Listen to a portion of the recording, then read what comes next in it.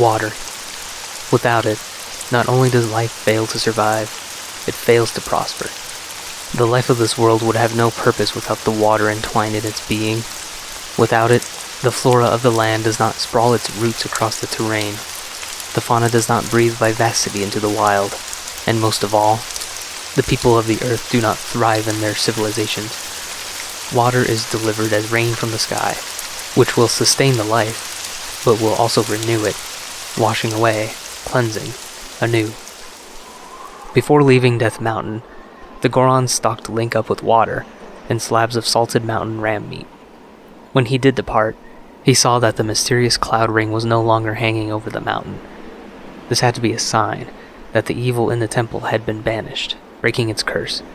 3 temples remained on Sheik's list. The temple in the vast lake was sure to be located in Lake Hylia, the largest body of water. However, Link had begun traversing the mountains southeast of Kakariko, set on a direct route to the eastern head of the Zora River, Zora's domain.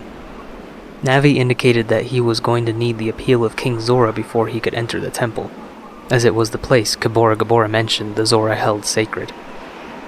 As he crossed a divide that sent him down into what was surely the Zora River Valley, a nippiness in the air caught hold of Link's skin.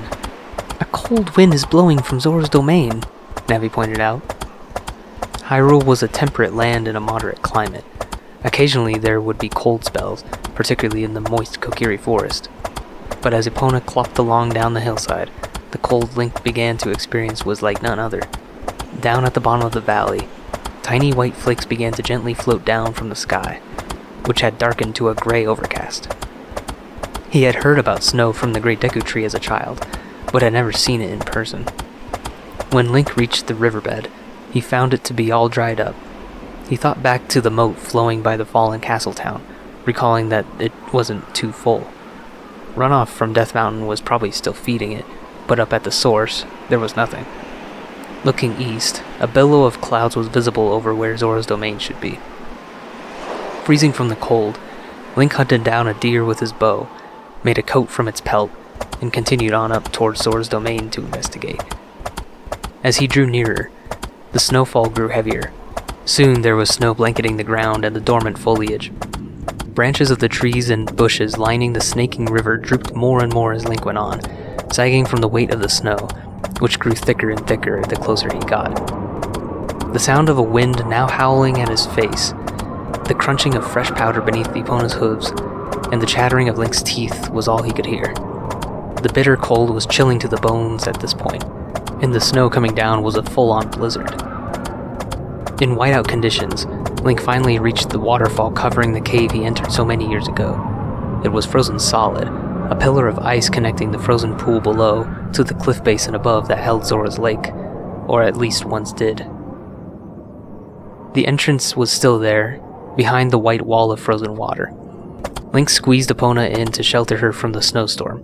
The clopping of her hooves was amplified by the echoes off the cave walls, but even more so than Link remembered. The feeling of tranquility he felt the first time was replaced with a stark emptiness he felt from that bellowing echo. When they reached the edge of the domain pool, Link, Navi, and even Epona reacted to a ghastly sight. Not too surprisingly, the water was frozen solid, but underneath the ice, a swarm of Zora were visible, all the way to the bottom, encapsulated in the ice.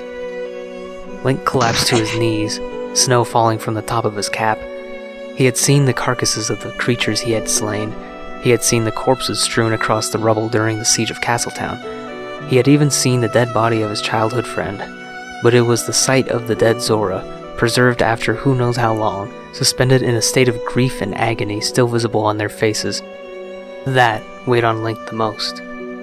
"What happened?" Link choked out. "King Zora," Navi reminded him. Link ran up the stairs to the throne room, where he dined on fish with the king all those years ago. He was both desperate and hesitant to learn his fate. The sight that greeted him was just as unwelcoming as the one in the main chamber. King Zora the 16th sat upon his bench, which was frozen over with the water he sat in. The king sat still as a rock, with frost covering his entire body. His arms were crossed on his chest, embracing himself, surely to keep as warm as he could before he froze to death. Ganondorf? Was this Ganondorf too? Link asked, but he knew it was. He braced for an oncoming wave of guilt. "Look!" shouted Navi. She flew over to King Zora's right hand, which was resting on his left shoulder. Link looked carefully. The index finger was twitching. "He's alive!" Link proclaimed. "King, can you hear me?" King Zora's finger continued to twitch. "I think he's pointing," said Navi. The finger was coming off the shoulder, quivering in the direction of Zora Lake behind him. Was he pointing to Lord Jabu Jabu? Whatever it was, Link would go investigate for him. "I'll come back to you," he ensured. To Link's dismay, Lord Jabu Jabu was nowhere to be found, and in his place, an iceberg floated. In fact, the whole lake had large chunks of ice floating together, which formed a broken icy surface. Through the heavy snowfall, Link looked over to the spot where Ruto gave him the spiritual stone of water, and then it all washed over him.